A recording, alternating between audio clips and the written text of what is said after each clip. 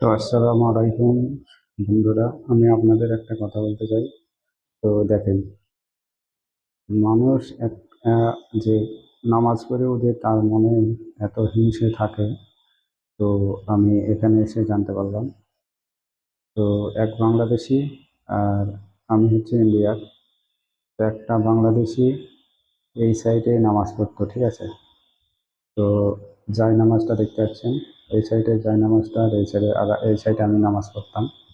তো একদিন হয়েছে কি, এই সাইডে হঠাৎ করে মানে ও যায় নামাজে, আমি একদিন নামাজ পড়েছিলাম, ঠিক আছে, ওই বাংলাদেশে যায় নামাজে। তো সেদিন ও এসে, আমি প্রথমে মনে করেছিলাম যে ও আজকে আর নামাজ পড়তে আসবে না, তো সেই জন্য আমি এই সাইডে যায় নামাজে নামাজ পড়েছিলাম। তো তো হঠাৎ সে এসে দেখে যে আমি ওর যায় নামাজে নামাজ পড়ছি। তো সেই দিন থেকে ও আর এই সাইডে নামাজ পড়ে, ঠিক আছে। তখন আর যায় নামাজটা নেয় না, তো এই সাইডে নামাজ পড়ে। তো আমি সেদিন বুঝে গেছিলাম যে উনি জায়নামাজটা নিয়েছি বলে, তো সেই জন্য আর জায়নামাজ ব্যবহার করে না।